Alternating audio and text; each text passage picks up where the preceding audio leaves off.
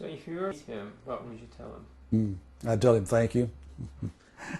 I'd just simply say to him, thank you for that kind of a life given and dedicated to this kind of a movement.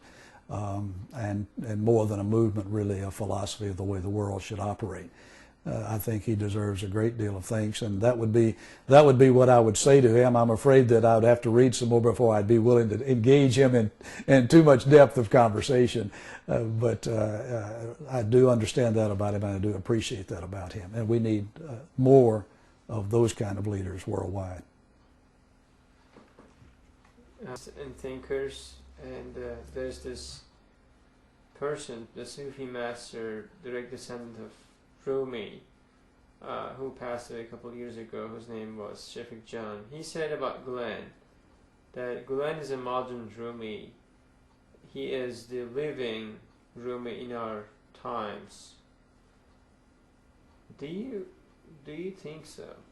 Do you agree with him? Again, with my limited knowledge of Rumi, but of the movement of this, of an expression of one's religious faith that is very personal, that deals with one's own personal spirituality, and then gets lived out in relation to others in the sense of tolerance or peace or love with one another.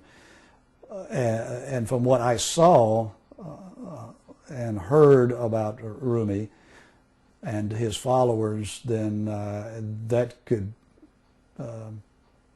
be an adequate description, I think, of who he is. Yes. So you've been to Konya land and Rumi's tomb, and what was the most that meant to you about Rumi, like, or any feelings there?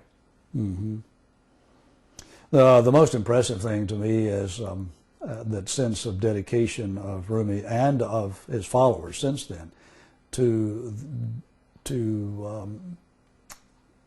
persons who are willing to spend the time and the effort and the discipline and dedication to fathom the real depths of one's spiritual life.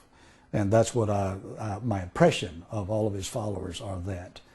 It's something like the impression that I've had of persons in other faiths who are willing to give up a great deal in order to have the disciplined life that it requires for one to really dig down into the depths of one's faith, so that the rest of us on another level can get some benefit of that. Rumi and his followers seem to have that level of dedication. He had, and they have, that level of dedication. And I'm impressed by that level of dedication. So more on Rumi, the last thing about Rumi. What is Rumi's call in terms of, or how important Rumi's call of love and respect and openness would do for the dialogue and peace? How would that kind of be important for dialogue and peace? Oh yeah, well, as again, seeing and reading what I have, a little bit of Fethullah Gulen and then a little bit of Rumi, I can see how that's a carrying on of that, and the going back as far as Rumi does in the culture and the history of the mystical side of Islam, at least. That is absolutely essential, I think, that persons are transformed from within rather than us trying to transform each other or the world through some kind of political action, because I don't think that's where it really takes place. Hopefully the political and the governmental nature of things begins to reflect what's going on inside the heart of the people. And that's what I think Rumi, his movement, brings to us in the world community, is the necessity of the transformed heart. The cartoons published in Europe, and how do you avoid them? I have not really seen the cartoons. Somehow I've missed them. If they've shown them, I've missed that all the way around. I've been seeing the reaction to the cartoons. And I think that whatever the cartoons were, how they were doing their caricature, I think that it shows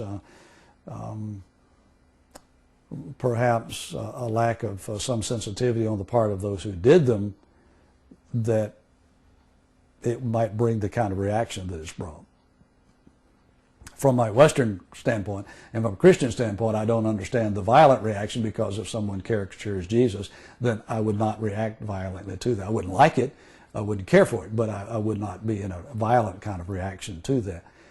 But I think that those who do those cartoons and know that there is a side of the religion that will use that as a violence as an expression against that, then I think that really they should not do that. They should find some other way to express whatever it is they're trying to say in the cartoons or the caricatures of Islam.